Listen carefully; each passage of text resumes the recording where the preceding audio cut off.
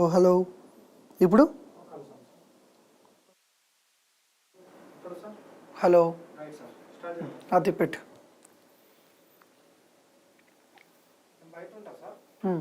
Check చేస్తుండండి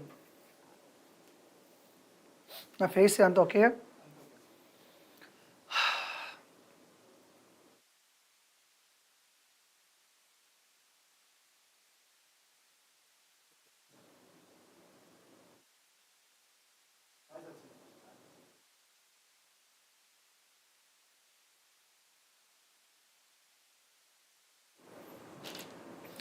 Hello everyone, good afternoon, welcome to ACE Online.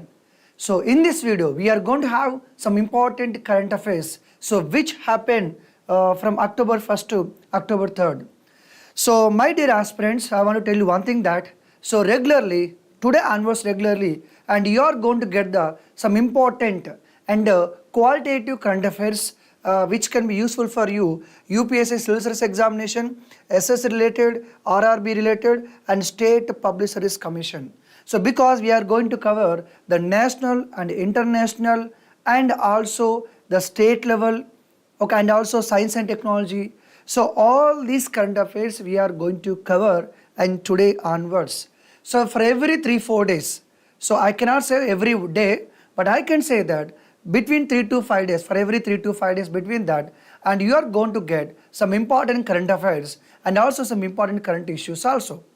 Current issues in the sense, so anything happened recently, like any act or any decision taken by Supreme Court or any scheme launched by Government of India, something, any issue happened, for example recently women reservation bill. So like that, anything happened in India, so we'll come with issue related videos and also the regular current affairs videos also. So I want to tell you one more thing that, so my current affairs videos are not just that current affairs, that current affairs in the sense what happened like that, no, not like that. So whatever happened at national level, international level or science and tech related, so not only the basic current affairs, and I am going to provide some information related to subject also. So subject with current affairs or current affairs based subject, so that so it can be helpful for you any examination and in India, which is civil service or SC, CGL, CHSL or RRB, JL, any examination, and definitely my current affairs are going to helpful for you. So if you want to get the qualitative and time current affairs, so please subscribe this channel. So please subscribe this channel so that and you'll get the regular current affairs. Okay, so without wasting time, let us start with. So come to October 1st and we are observing as a International Day of Older Persons, International Day of Older Persons, and every day we observe. So there are many people who have a curiosity. What is a curiosity? Sir, where is the need to celebrate a day? Where is the need to observe a day? See, usually we don't discuss about the older people. Usually we don't discuss about the cancer. So if there is a cancer day, if there is a AIDS day, if there is a day for old people, and definitely we are going to discuss.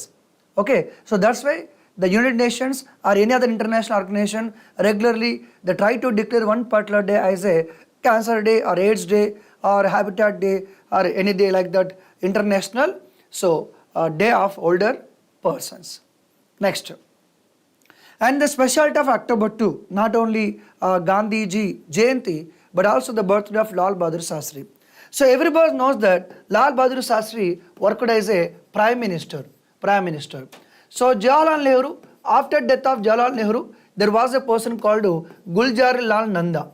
So after death of Jawaharlal Nehru, Gulzar Lal Nanda worked as a Prime Minister for temporary days, for temporary time, a temporary period, like only few days only. So after that, Lal Bahadur Shastri worked as a Prime Minister. So during Lal Bahadur Shastri, there was a war between India and Pakistan. And the famous slogan given by Lal Bahadur Shastri ji, the Jai Jawan and Jai Kisan, and one of the powerful Prime Minister of India. Even though he worked for less number of years, but he is a powerful Prime Minister of India. So, and he worked as a Prime Minister of India till 1966. And he was a person, he was died in Tashkent, not in India. He was died in Tashkent. So because the India is going to sign an agreement with Pakistan in Tashkent, and when the Lal Bahadur Shastri went there and he was died. Okay. Next, October 2nd, and one of the most important day, International Day of Non-Violence. Usually October 2nd we Indians celebrate as a Gandhi Jayanti, but the birthday of Gandhiji declared as a International Day of Non-Violence. Of course, no need to discuss all these things, but based on this day, I want to give you some information about Gandhiji. See, if you want to ask a question or tell me something about Gandhiji, it will take almost 1 hour, 2 or 3 hours. In a competitive examination point of view, I can discuss about Gandhiji 1 to 3 hours. But this is a current affairs video. But in less time, I will try to give you more information about Gandhiji in less time. So if you talk about Gandhiji, his titles, Mahatma, Mahatma. Rabindranath Tagore used to call him as a Mahatma, Father of Nation, and Subhash Chandra Bose ji, during a radio conversation, and he used a term called Father of Nation, and he called Gandhiji as a Father of Nation. Next, Bapu. So many people, especially Nehruji, used to call Mahatma Gandhiji as a Bapu. And Kaiser-e-Hind, it is a title given by British. It is a title given by British because Gandhiji supported World War I. Gandhiji supported the World War I, which is led by British. Yes. So that's why he was given Kaiser-e-Hind title. And also some people called him as like Winston Churchill called him as a half-naked fakir. So these are titles of Gandhiji. And the journals which worked by Gandhiji, so Young India, Navajivan, Harijan, and Indian Opinion. So these are journals and where Gandhiji published his opinions or whatever may be. So journals. And what about Gandhiji books? The books related to Gandhiji. The story of my experiment with the truth, everybody knows that. It is like an autobiography.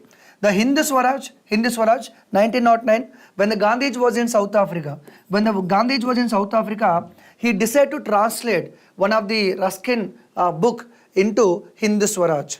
And also one more book, India of My Dreams, and one more book, The Key to Health. Everybody knows that Gandhiji was given a lot of importance to the cleanness. The Gandhiji was given a lot of importance to health also. So based on that Gandhiji vision only, and our Honorable Prime Minister Narendra Modi ji launched a campaign called Swachh Bharat campaign. Okay, on October 2nd. Next. So everybody knows that initially Gandhiji went to England because he wanted to become a lawyer. He went to England, stayed for 2 to 3 years, again returned to India. And Gandhiji went to South Africa in 1893. So as a lawyer, he went to South Africa only on the basis of 1 year contract. So on the basis of 1 year contract, Gandhiji went to South Africa and he stayed in South Africa in 1915. So between 1893 to 1915, and Gandhiji returned to India 3-4 times. Okay, but he was stayed in South Africa till that time. So 1914, Gandhiji travelled from South Africa to England, and from England he travelled to India. So in 1915 January, so 1915 January 9th, Gandhiji returned to India where he was reached at the Bombay coast. And that January 9th, we are celebrating as a NRA Day. That January 9th, we are celebrating as a NRA Day. And when he was in South Africa, and he was launched a journal called Indian Opinion. Because he want to publish the information, he want to publish his opinion, what is happening in South Africa in different languages, that is Indian Opinion, a journal, a newspaper. And he was found an organization called Natal Indian Congress. Because Gandhi stayed in Natal province of South Africa. So when he was in Natal, he found an organization called Natal Indian Congress and to work for the Indian people. And also Gandhiji founded ashram. In our language it is called ashram, right? So Gandhiji founded Talshay ashram and Phoenix ashram in South Africa. But when Gandhi returned to India and he was founded Sabarmati ashram, everybody knows that, Sabarmati ashram. And later Gandhiji shifted the ashram from Sabarmati to Maharashtra. Sabarmati to Maharashtra. Is it clear? Okay, right. So later, so about the Gandhiji biography in India. I told that 1915 January 9th, Gandhi returned to India. By 1916, he was set up Sabarmati ashram. Okay, right. And later 1917, he was launched Champaran Satyagraha.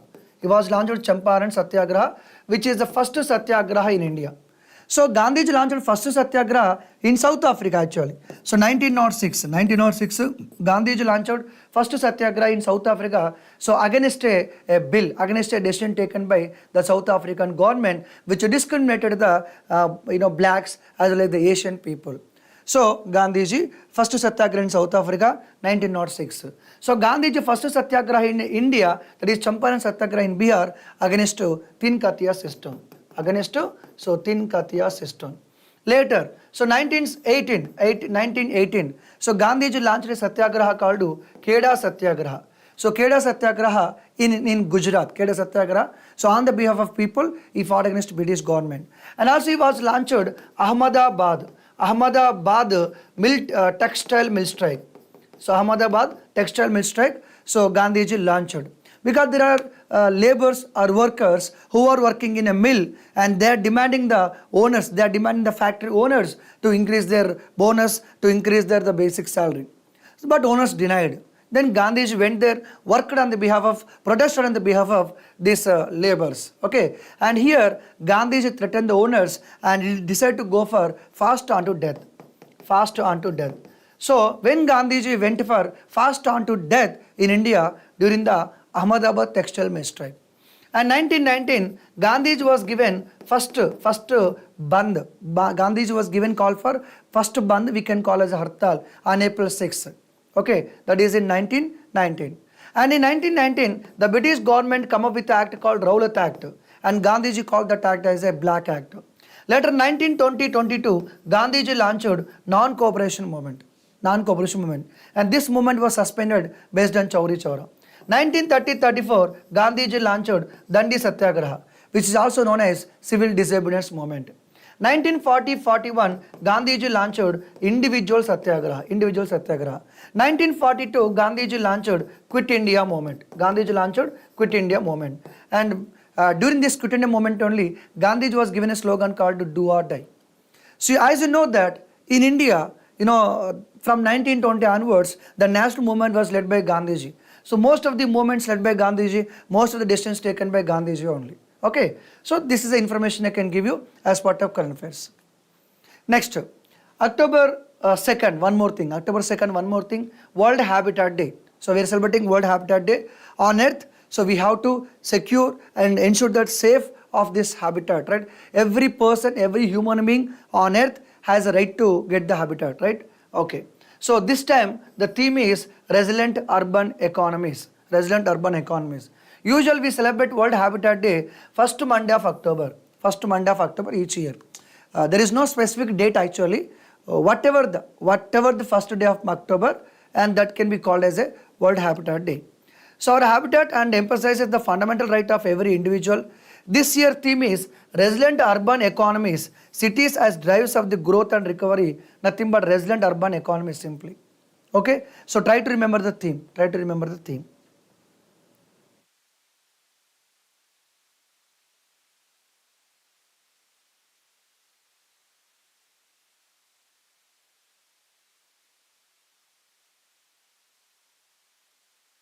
Okay. And some appointments here.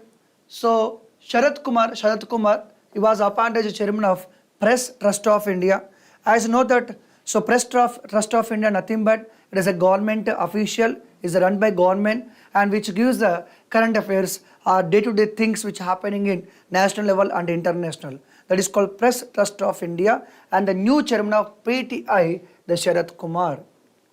Next, Saugata Gupta appointed as the chairman of Advertising Standards Council of India.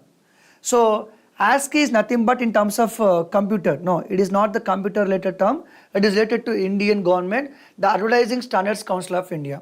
Usually every day and every time, every hour, hundreds of thousands of ads are playing at electronic media and all other mediums, right? And those advertisements are regulated by and the guidelines given by this organization called ASCI, the Advertising Standards Council of India. Now the new head is Saugata Gupta. Next, Lieutenant General Raghu Srinivasan takes over as the Border Road Organization Chief. So there is an organization called BRO. Usually we have Army, Navy, and also what we call Air Force, right? At the same time we have some forces like CRPF, Central Reserve, CRPF is there, BSF is there, Border Security Force is there, Assam Rifles is there, CRPF is there. Like we have many organizations are there, right, related to military.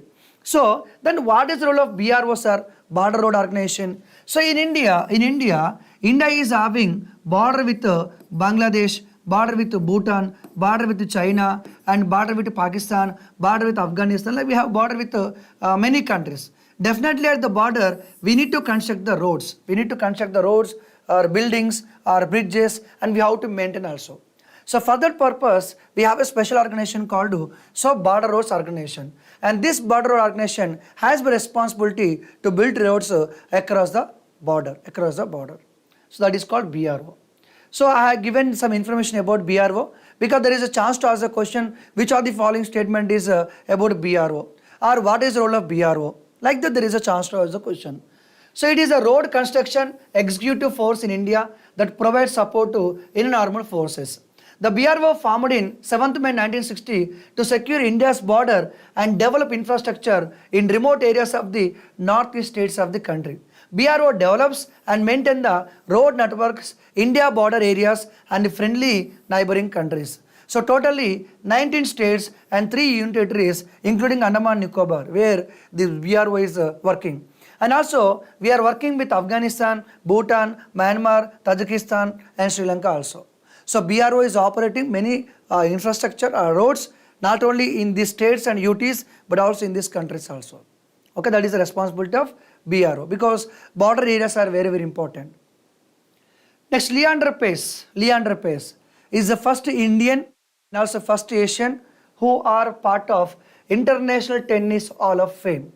So Leander Paes, the first Indian tennis player to be included in the International Tennis of Hall of Fame, the first ever Indian. Okay, you know about the Leander Paes? Yes, he is a person who was given inspiration to many young people and to learn and play the tennis game. And you know about Sania Mirza also.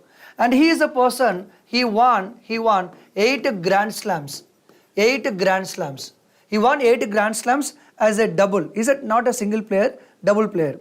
And he also won 10 Grand Slams as a mixed double player. So mixed in the sense men and women. So if he is playing with men, it is called doubles. If he is playing with women, that is called mixed doubles. And he, Sania Mirza, won many Grand Slams. So Leander Paes was a person who won totally 18 Grand Slams. 18 Grand Slams, and he was awarded with Arjuna Award. He was also awarded with Padma Bhushan also. Leander Paes awarded with Padma Bhushan also. Okay, the great person, Leander Paes. He deserves everything. Next, new president of Maldives, Mohammad Moizu. So new president of Maldives, Mohammad Moizu. Actually, we are worrying about this person because he was a pro-China person. Pro-China person, not pro-India person. If countries like Maldives, plays always a key role in the ocean. Why, sir? Because if you observe that, so this is the India, this is Sri Lanka, where you can see the Maldives. So if the Maldives is under influence of China, definitely we are going to face a problem. Because Maldives, which are very much near to India, if the Maldives is indirectly under control of India, it is going to benefit India. So now today, this Maldives new president is pro-China. So obviously give more chance to China. He will take more decisions related to China, definitely, which is a kind of dangerous things too. I cannot use the word dangerous, but definitely there is a problem to India. He may take more decisions which are related to or encourage China. Okay, right. So Maldives new president is Mohammad Moiz, and the ex-president is Ibrahim Mohamed Solim. Is it clear? Okay. Now, based on this, I want to tell you few things about the Maldives. You can see this is the Indian Ocean. Everyone knows that. Of course, here is the we have Bay of Bengal. Here is Arabian Ocean. Totally, this is called Indian Ocean. And here we have a Lakshadweep Sea. And here we have the Maldives. Okay, right. So now come to Maldives. It is a group of islands. I think it is a country which is spread over very, very big area. Because teeny islands are there. If you observe this Maldives, okay, for example, from north to south, which is more than 900 kilometers, north to south, roughly I'm telling, north to south more than 900 kilometers. I think nearly 1900 islands are there. And Maldives is the lowest country in the world. When compared to sea level, which is the lowest country in the world. Maldives is the lowest country in the world. Maldives is the smallest country in the world in terms of geography, in terms of population. So in terms of geography, in terms of population, Maldives is the smallest country in Asia. And Maldives is the lowest country in the world when we are talking about the sea level. And when you go to Maldives, you cannot see any mountain. Suppose if you go to any country, you can see many number of mountains are there. Maldives is not having any mountain. And for example, if this is the ocean, what is the highest point here? You can observe 2 meters, 3 meters like that only. Maldives is having the highest point is, if I am not wrong, like 2 meters like that only. Only 2 meters height only. So most of the land in Maldives, which is almost near to ocean, which may be like 1 meter, 2 meter like that only. Is it clear? So remember these points about the Maldives. Next, International Olympics Committee, Climate Action Awards 2023.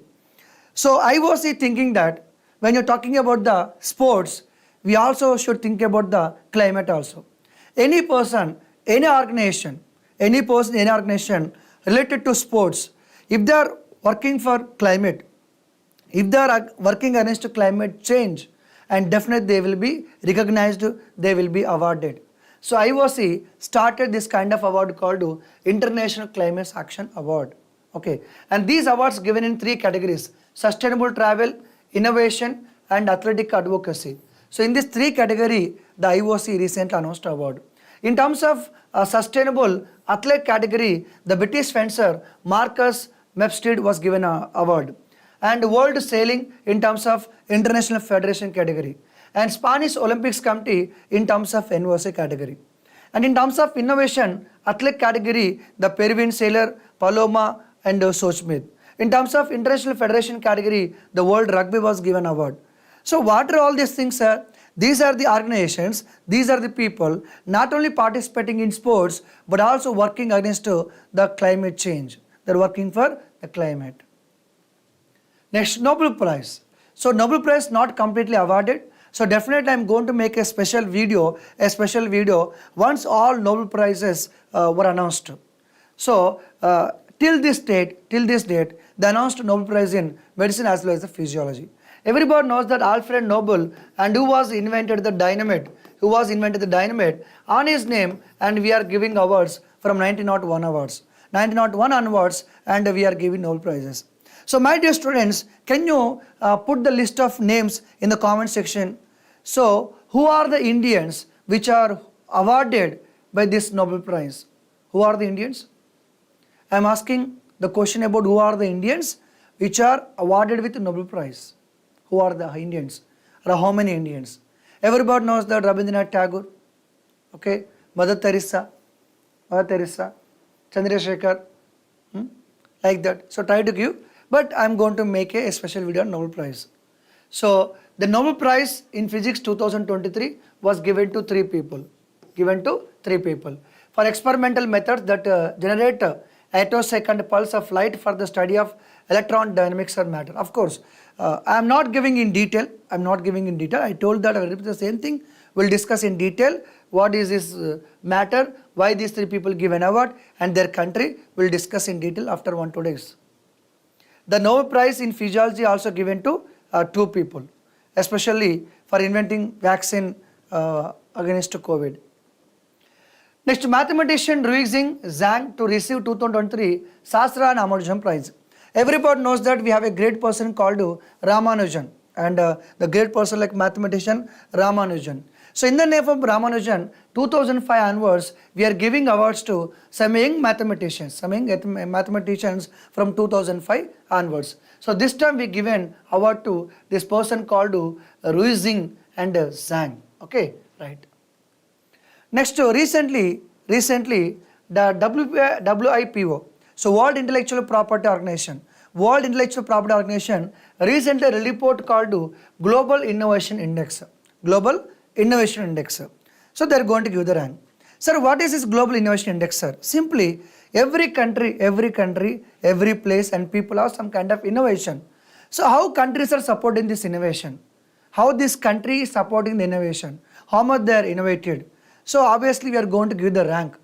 And Indian government also recently, if you observe that from the last 10-15 years or 20 years, we're encouraging research and development, and we're encouraging many projects also, smart cities or whatever maybe, and space technology is there. We're encouraging space also, okay, and startup program also. NITI Aayog also releasing so many reports. NITI also setting many guidelines for the states to encourage research and development and innovation. So we are doing our best come to innovation thing. So this organization will go and check how these countries are really innovated. So based on that, they are going to give the rank.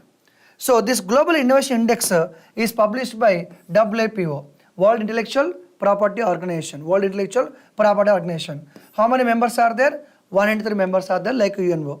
And IPPSC convention was established in 1967.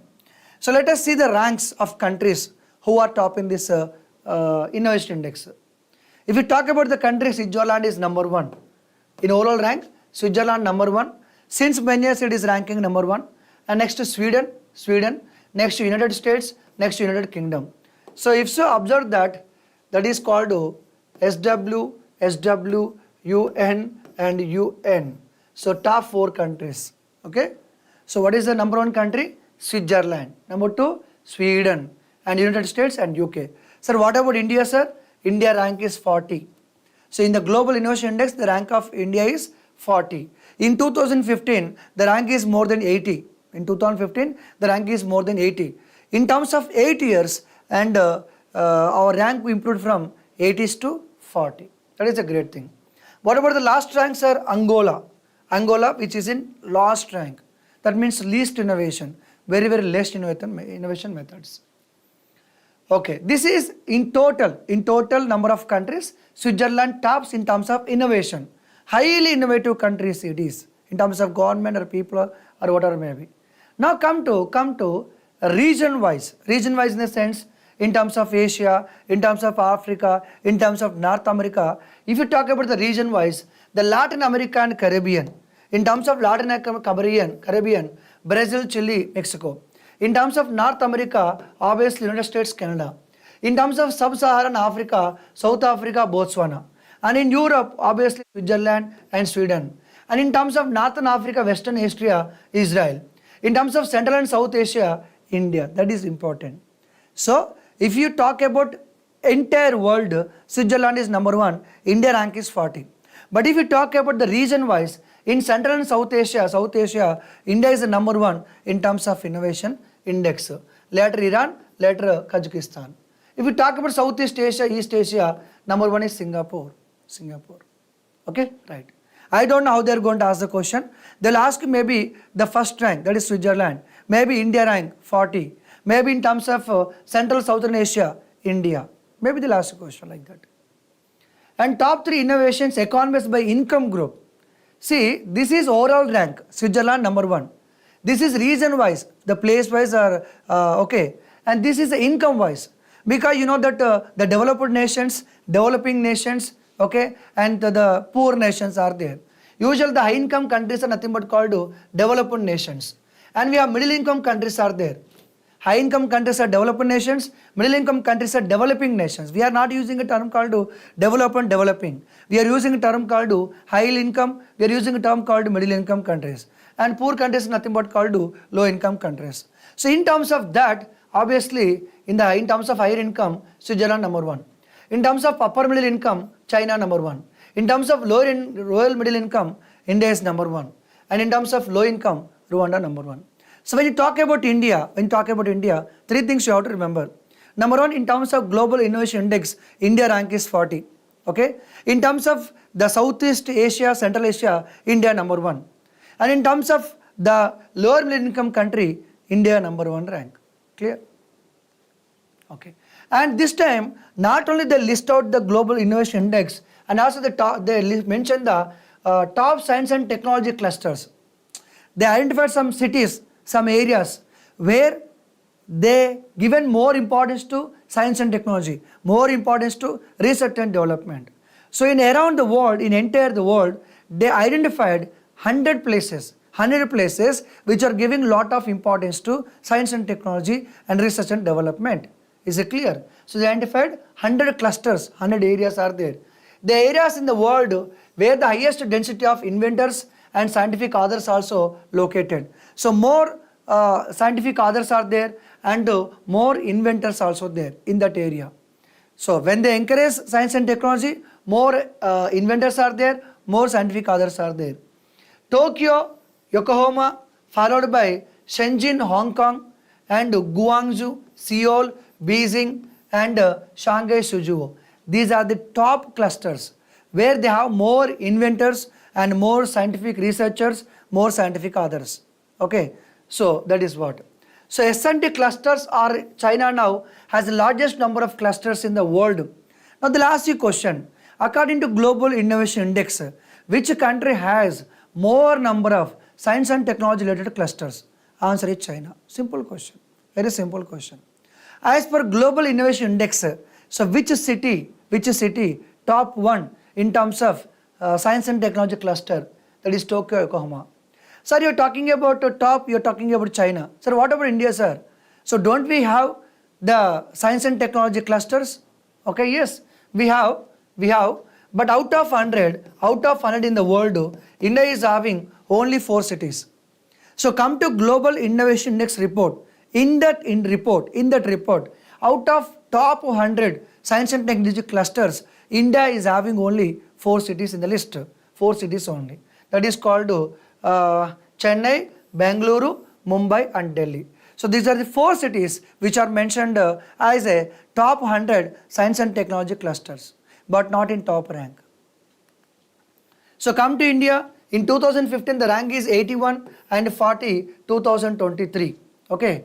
So as per Global Innovation Index, India need to improve more on infrastructure, more on business sophistication and more on institutions. To improve our innovation, we need to focus on all these things. Okay. Next, President grant assent to Constitution amendment provide women reservation in Lok Sabha and assemblies. Everybody knows that recently the new parliament building passed a bill called Women Reservation Bill, which is historic in nature. So it is pending in the parliament since many years. So finally it got approved from President of India. Everybody knows that every bill can become an act. Every bill can become act if it is approved by Lok Sabha, if it is approved by Rajya Sabha. Any bill can become an act if it is approved by Lok Sabha and Rajya Sabha, then to send to President of India. Once President of India given his assent, that can become an act only. So now let us have some information about the Women Reservation Bill in examination point of view. So it is nothing but called 128th Constitutional Amendment Bill. Okay, the bill has a name called Nari Shakti Vandan Abhiyan. The bill name is Nari Shakti Vandan Abhiyan. So this bill is going to provide 33% a political reservation in the Parliament and State Assembly. So let us have some important data about the Women Reservation Bill. Definitely there is going to ask the question in civil service, any state level and any examination. See, so the bill was passed in special parliament session which started 18 September. The bill number is 128th Constitutional Amendment Bill. But the once become the act, it is called 106th Amendment Act. So what are the articles included in the Constitution? So 239 AA, which includes 3 sub-articles BA, BB, BC, 330A, 332A, 334A. So these are the new articles inserted into Indian Constitution. Next. So this is the 17th Lok Sabha. When the Constitution bill was passed, Lok Sabha Speaker is Om Birla. So Women Reservation Bill introduced in the Lok Sabha 19th September by the Minister of Law and Justice Arjun Ram Meghwal, and this was approved by Lok Sabha 20th, passed with only 2 MPs opposed. Every MP present in the Lok Sabha supported. So the party is MIM party, which is Hyderabad based party. So this is only one party. This party is having 2 MPs. This is only one party opposed Women Reservation Bill. All political parties supported the bill. This is Lok Sabha. Now come to Rajya Sabha. So at this point, when the Women Reservation Bill is passing, the Rajya Sabha chairman is Jagdeep Dhankar. So the bill is introduced in Rajya Sabha 21st September and approved in the Rajya Sabha 21st September same day. So there was no opposition against Women Reservation Bill. All the MPs present in the Rajya Sabha supported. In the Lok Sabha, 2 MPs opposed. So there is no problem because every political party supported women reservation bill. If they oppose, what happened? If you know that, woman is not going to be voted. Okay, this is women reservation bill, some basic information. Okay, now come to main point about the women reservation bill. Reservation to whom? Women. Reservation to whom? Women. Where? In political matters. Okay, where? In parliament and state. In parliament and state. So women will be given 33% reservation in parliament and also state assembly. When talk about the parliament, 2 things are there. Lok Sabha is there, Rajya Sabha is there. So where women was given 33% reservation? Only in Lok Sabha. My dear students, remember that women reservation was given only in Lok Sabha. That means today 543 seats are there. So 33% of 543, like that. So come to Rajya Sabha, there is no women reservation. Why, sir? Because Lok Sabha members are elected by people. Rajya Sabha members are not elected by people. That's the reservation was not given. Come to state. In state also 2 houses are there. Legislative Assembly, Legislative Council. Sasana Sabha and Sasana Mandal. So Legislative Assembly, Legislative Council. Okay. So Legislative Assembly member is called MLA. Legislative Council member is called MLC. All the MLAs of state directly elected by people. But MLCs are not directly elected by people. So out of all the states, only few states are having this legislative council. I'll explain in detail. So when you talk about the parliament, we have 2 houses. That is Lok Sabha, Rajya Sabha, 2 houses. When you talk about the state, 2 houses are there. Legislative Assembly, Legislative Council. So what I'm trying to say here, every state is having Legislative Assembly, that 1 house, but not all states are having Legislative Council. Only few states are having Legislative Council. So that's why reservation was not given in Legislative Council. So what I'm trying to say finally is the women reservation was given only in Lok Sabha, only in Legislative Assembly of state. Okay, right. In India, all states are having assembly. What about UTs, sir? Not all UTs are having assembly. Only 2 UTs are having assembly, that is Delhi and Pondicherry. So Pondicherry, Delhi, both are having assembly. Sir, do they have the women reservation bill? Yes, only Delhi. Only Delhi assembly was given women reservation and Pondicherry assembly was not mentioned here. So what I am trying to say finally, women reservation was given 33% in Lok Sabha, in state legislative assembly, in Delhi assembly. So in 3 places only the women reservation was given. Because there is a chance to ask the question, so in which of the following, women was given reservation politically, that is 33%. A. Lok Sabha, B. Rajya Sabha, C. State Legislative Assembly, D. Legislative Council. So what is the answer? That Lok Sabha, State Legislative Assembly. So that clarity you need to maintain. Okay. Any reservation for caste? Obviously. So they are given 33% reservation. What do you mean by that? Let me give example. For example, 100 seats are there in Lok Sabha. 100 seats are given in Lok Sabha. 33% means 33 seats. 33 seats will be given to whom? Women. In this 33, some of the seats are given to SC, some of the seats are given to ST, but not BC. BC was not given reservation, ST given, SC given. So within 33, 1/3 will go to SC, 1/3 will go to ST, remaining are general or open category. Is it clear? Yes. OBC was not given, OBC women was not given reservation. How reservation decided, sir? No idea. So in India totally 545 seats are there. Out of 545, which seat will be reserved for the women? In Telangana, in Delhi, in Manipur, in Gujarat, in Tamil Nadu. So in which state and which seat will be given reserved for women? No idea. That will be decided by Parliament through Act. We don't have any idea. So when reservation is going to effective? Not now. Women reservation is not going to be implemented now. First of all, the government has to conduct the census. That means first they need to conduct the population. So because, sir, why not now, sir? If the population is conducted, if the census is conducted, maybe women population is going to be increased. So when there is a more women population, and women will get the more number of seats, obviously.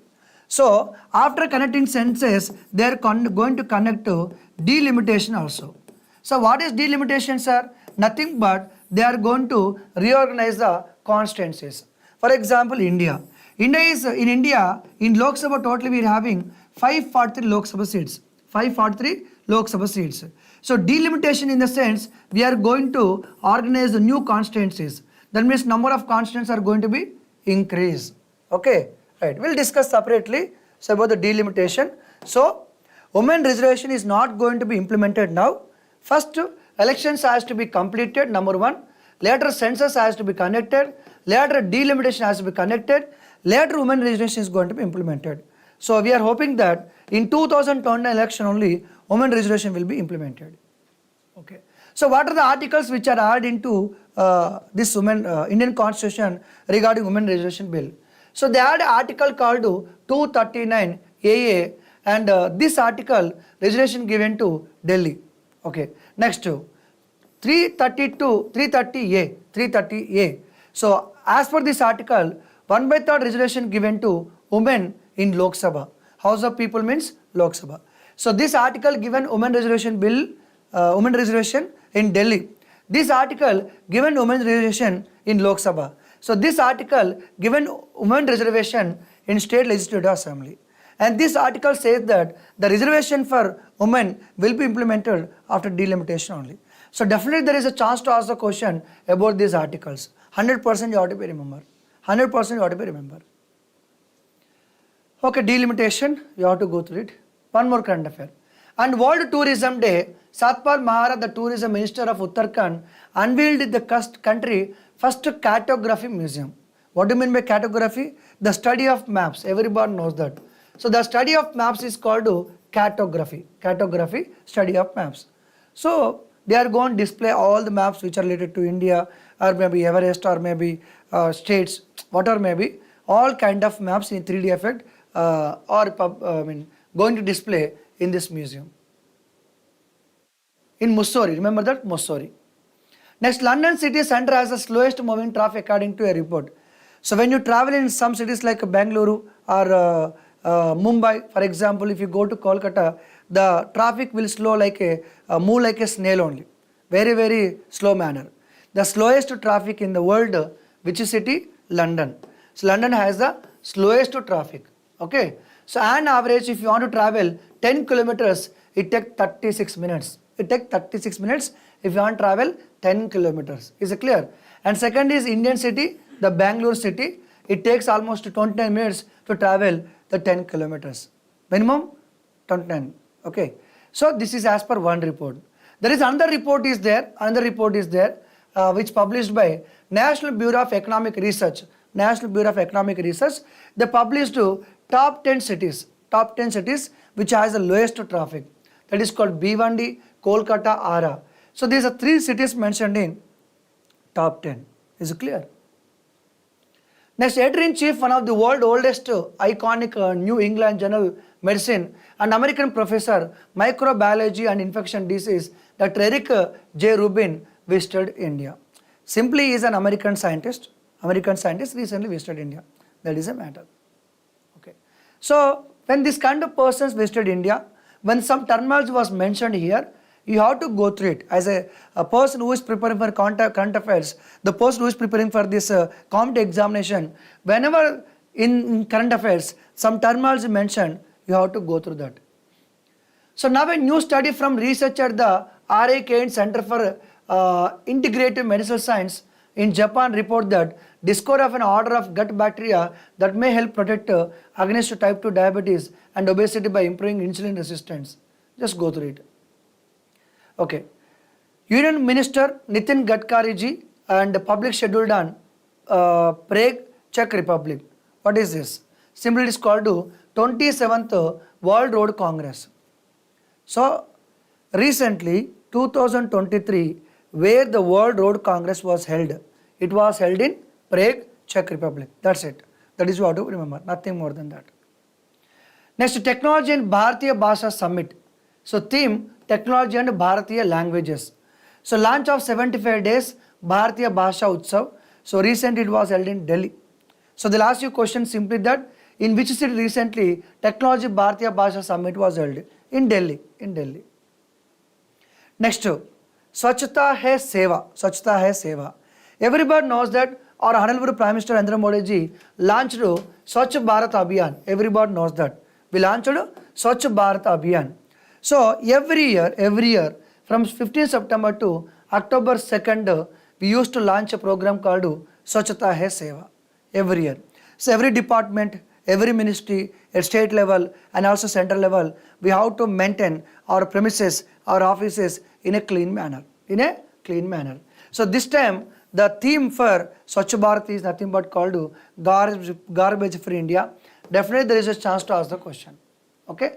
Ek Tarikh, Ek Ganta, Ek Saath initiative. So what they did is, on the occasion of this October 2nd, the 10 a.m. So every Indian so has to clean, has to participate in the cleaning program, the 10 to 1. Okay, nothing but. Director of Revenue Intelligence saves 955 baby the gastric turtles in the operation Kachap. So not to remember all these things, simple remember that what is Operation Kachap. That's it, you have to remember. What is Operation Kachap? So there are many wildlife species are there. So which are moving from one state to other state or one country to other country in a illegal manner. So recently the DRI, the Director of Revenue Intelligence, captured some people who are moving these turtles from our country to other country, one state to other state. That's it. You have to remember that Operation Kachap related to the wild species.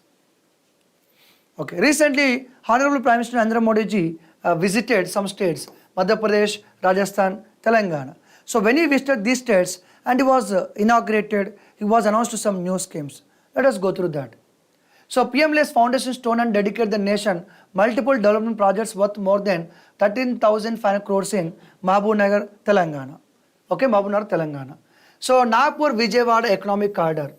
So Nagpur Vijayawada economic corridor. So he was started right later. Road project related to Hyderabad Visakhapatnam corridor. Okay. Inaugural train between Hyderabad Kachiguda Raichur and Kachiguda. Okay. And started multi-product petroleum pipeline between Krishnapatnam to Hyderabad. So Andhra Pradesh to Telangana. 900 crore new Samakka Sarakka Central Tribal University at Molgu.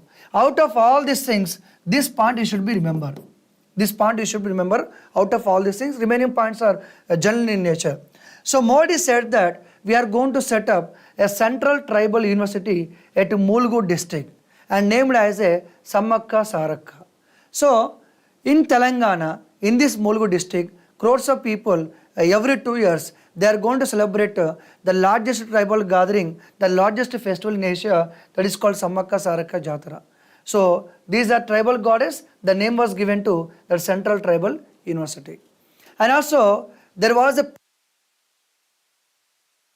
LPG pipeline, Hassan Karnataka, the Cherlapalli in Hyderabad, the project cost is 2,170 crore. But this point you have to remember, this is very, very important point. Next he went to Nizamabad district in Telangana, where he announced one of the most important thing is National Turmeric Board. So Modi announced that National Turmeric Board, which is going to set up by central government in Nizamabad district. This is most important thing out of all these things. And he also dedicated to the nation 800 megawatts, the Telangana Super Thermal Power Plant at Peddapalli district. This is also important.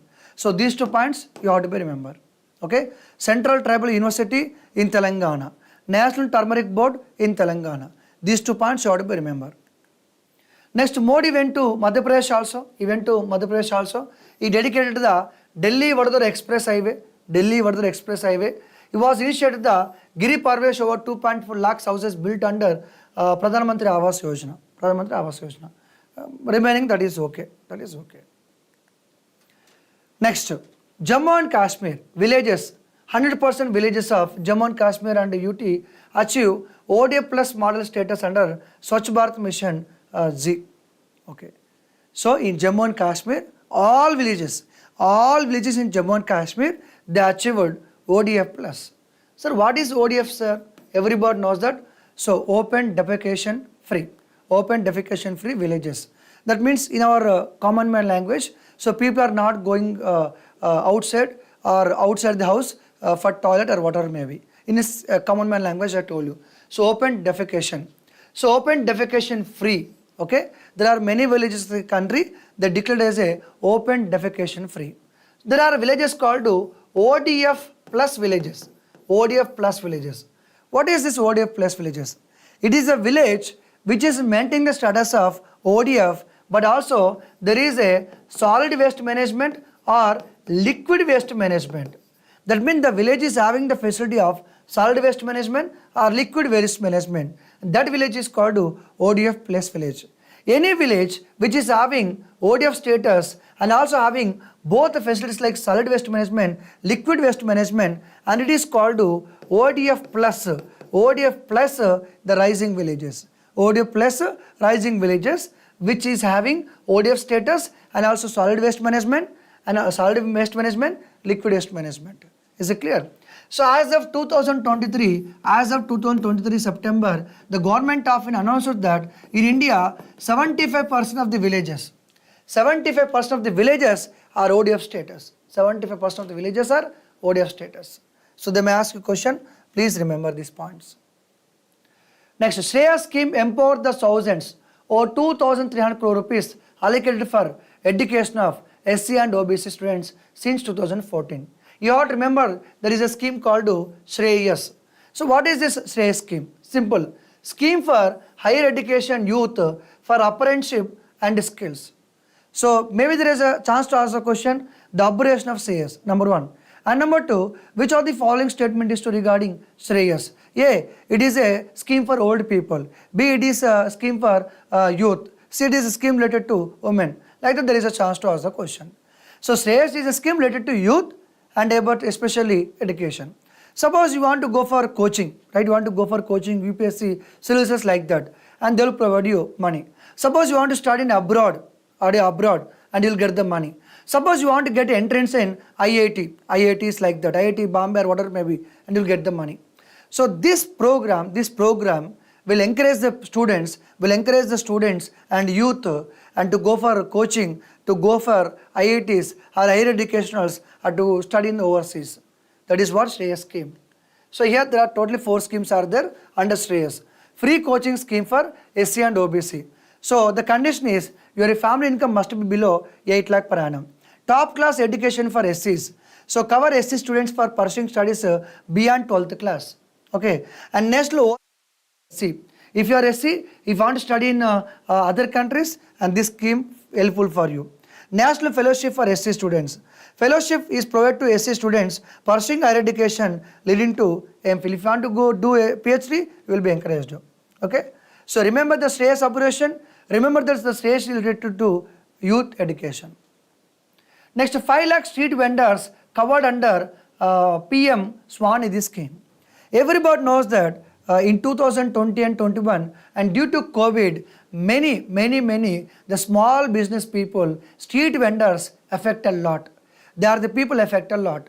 So now government of India, in order to encourage them to go for business and launch a scheme called PM Swanidhi scheme. Under this scheme, the government will provide the loan to them so that they can continue their business, they can continue their livelihood. Is it clear? So launched in June 1, 2020, aim to facilitate collateral-free loan.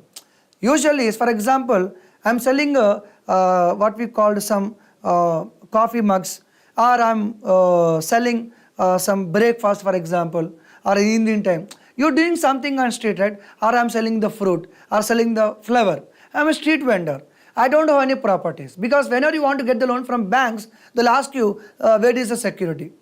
Whenever you want to get a loan from bank, they'll ask you security. Do you have a house? Do you have a land? See, as a street vendor, how can I have a land? How can I have a house? So when you don't have this security, when you don't have this house or land, you cannot get a loan because you don't have the security. So government is providing collateral-free loan. That means in spite you are not having any security, no land, no house, nothing is needed. So at a free of collateral, you will get a loan from bank. Is it clear? So it is implemented by Ministry of Housing and Urban Affairs. and disbursement of a remarkable almost 65.75 lakh loans are distributed and benefiting over 50 lakh street vendors and total value exceeding 8,600 crore. Wow, super. So this is called PM Swanidhi, PM Street Vendor, PM Street Vendor Atmanirbhar Nidhi. Is it clear? Interest is just 1% only. Okay. No copyright in scriptures but their adaptations protected, Delhi High Court. What is this? Scriptures in the sense, for example, Ramayana. So Ramayana is a scripture, okay, and Bhagavatam is a scripture, Mahabharatam is a scripture. Suppose I published a book which is talking about Ramayana story, as it is, okay. So can I claim a copyright on Ramayana book? Did the Ramayana story written by me? No. Ramayana story, the Bhagavad Gita, Bhagavatam, all the scriptures written many thousands years ago, right? No person has the right to claim on Ramayana. No person has right to claim on Mahabharata. How can I claim on Ramayana book? So Ramayana book is everyone, is open, right? I cannot say that I wrote a book on Ramayana, I can say that Ramayana story belongs to me. No. So no one has a right to claim a copyright on like scriptures like Bhagavad Gita, Ramayana, Mahabharata. But one thing is there. Suppose I made a movie like Adipurish, for example. I made a movie Adipurish based on Ramayana. I have all right on Adipurish movie which is based on Ramayana. But I don't have a right on Ramayana story. Anybody can make the movies on Ramayana. Okay? Right? So, no copyright in scriptures but their adoptions protected. Is it clear? Suppose I have made a TV series on Ramayana.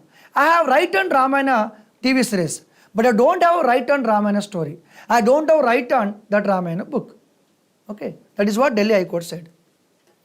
Next, green economy is going to be the new addition to India's future growth, says Union Minister Yajendra Singh.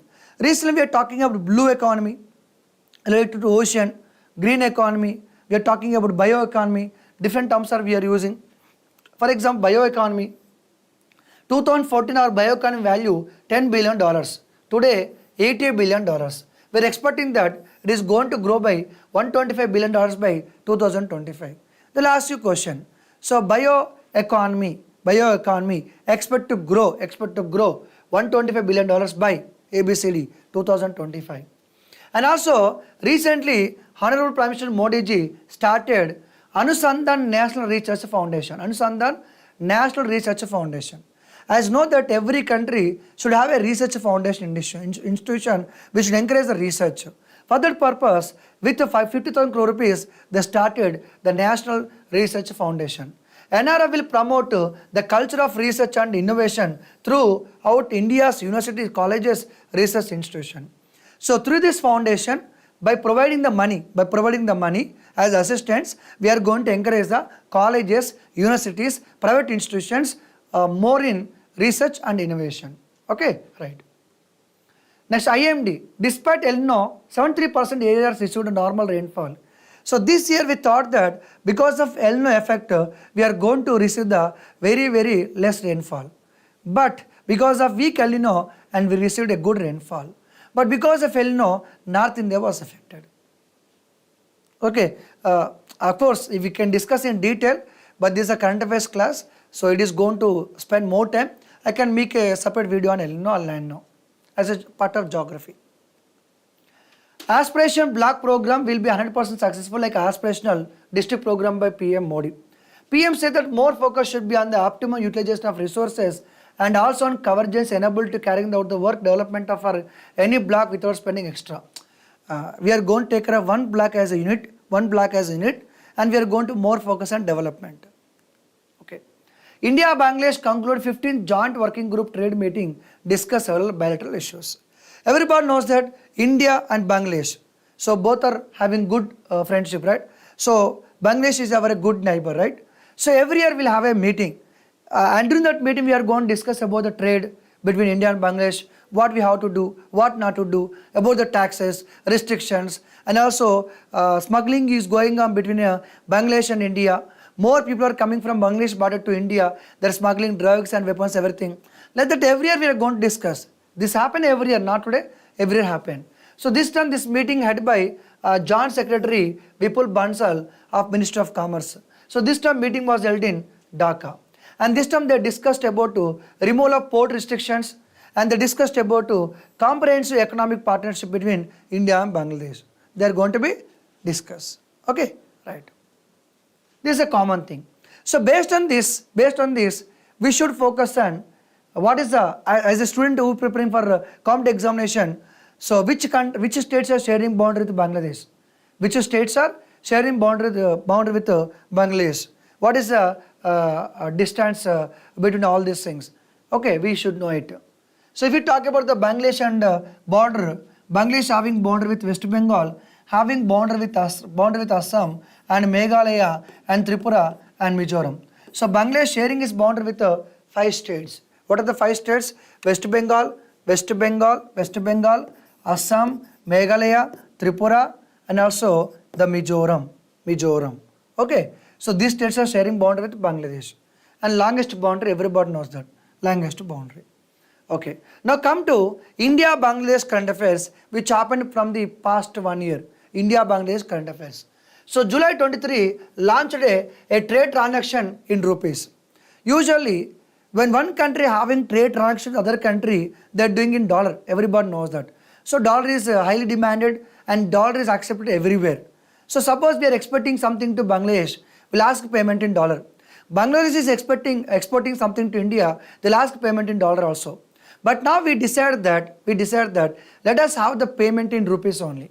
So no need to depending on dollar, no need to make payment on dollar. So India, Bangladesh accepted that, agreed that let us have the make payment in rupees only. So we are going to avoid the dollar. That was happened in July 2023. And 50 startup exchange program between India and Bangladesh. And recently there was a discussion about the Daviki land port in Meghalaya. So this is Meghalaya. In Meghalaya there is a port. From that port, we are going to do something export and imports between India and Bangladesh. Okay, and there is a festival called Sylhet Silchar festival between India and Bangladesh in Assam. Okay, and Indian Bangladesh pipeline, friendship pipeline was started. India and Bangladesh friendship pipeline was started. So what is this pipeline, sir? In a sense, so we are going to export the diesel.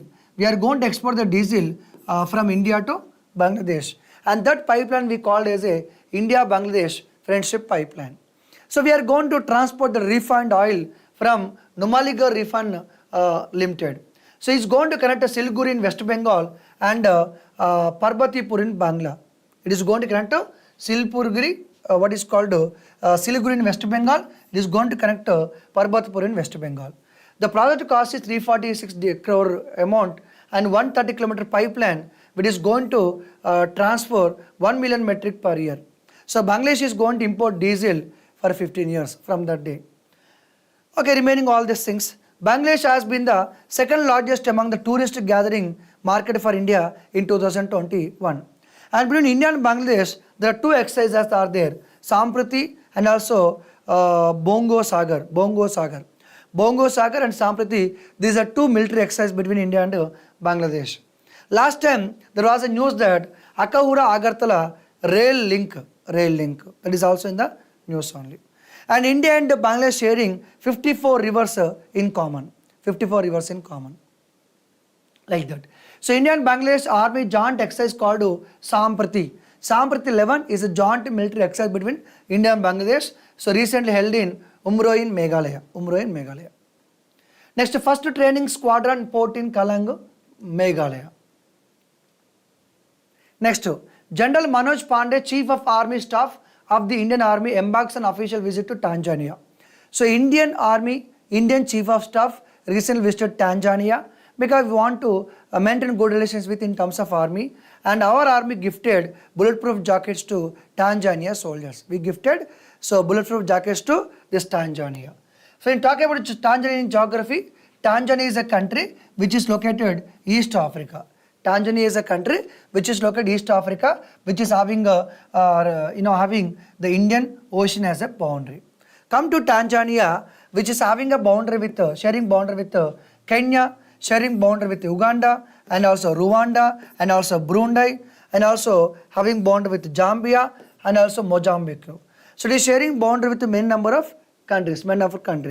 In about the Lake Victoria, the great famous Lake Victoria is not only in Uganda but also in the Tanzania also. So Lake Tanganyika is also very very important lake. So when the country in the news, you have to go through this map. You have to go through the geographical features also. That is very very important. Okay, WHO approves R21 malaria vaccine for use.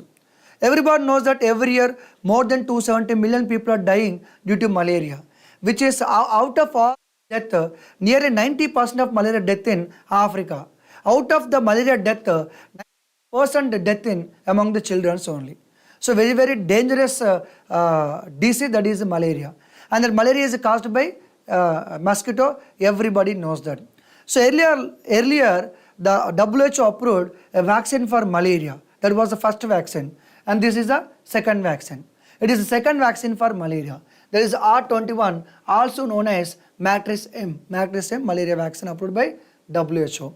And this vaccine was developed by Oxford.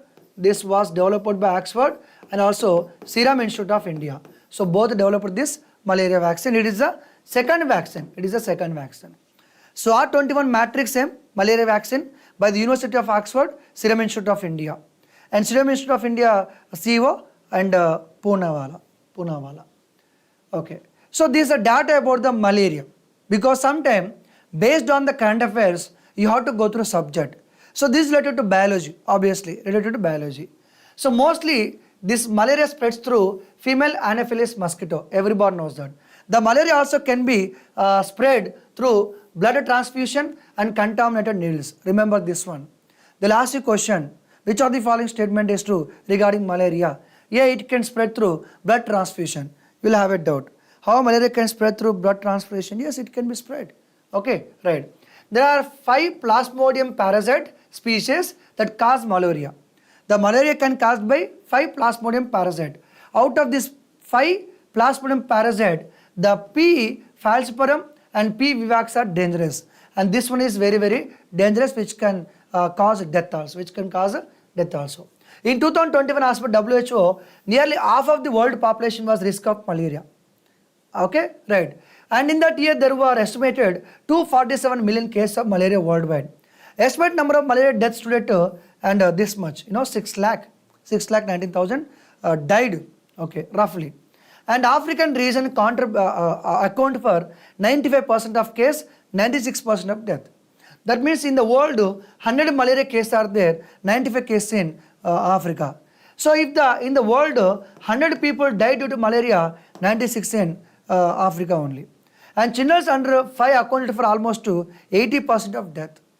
This is what statistic about the malaria. Okay, right, go through that. This is the first vaccine of malaria, first vaccine. This is the second vaccine. Second vaccine is called R21. The first vaccine for malaria is RTS or AS01 malaria. Okay, this is the first vaccine. Next, I have to buy 156 more Prachanda light combat helicopters. It is talking about the Prachanda. What is Prachanda? It is a helicopter. What is this Prachanda helicopter specialty? Number 1, which is manufactured in India by HAL. Number 2, it is the only one helicopter in the world which can land and take off above 5,000 meters. Above 5,000 meters. Okay? Which is the only one helicopter in the world. Okay?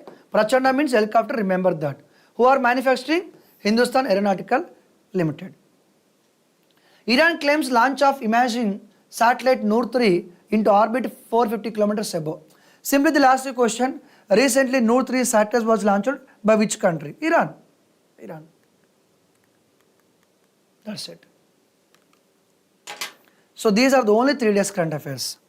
These are only 3 days current affairs.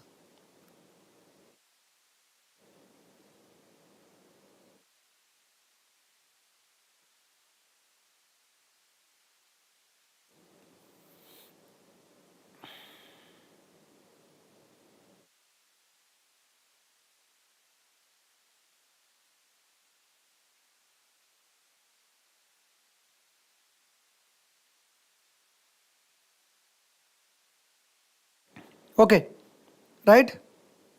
So after 3-4 days, I'll come up with once again current affairs. So this is the first video of this October month, right? If you want to get this qualitative and more exam related current affairs, and subscribe to our channel to get the more current affairs. So thank you very much. After 3 days I'll meet you again, and download the PDF. Download this PDF and from description after 1 hour. So after 1 hour, download the PDF from the description. So not only we are going to provide the qualitative current affairs and current issues, but also we are going to provide the PDF which are related to current affairs and current issues also. Thank you very much.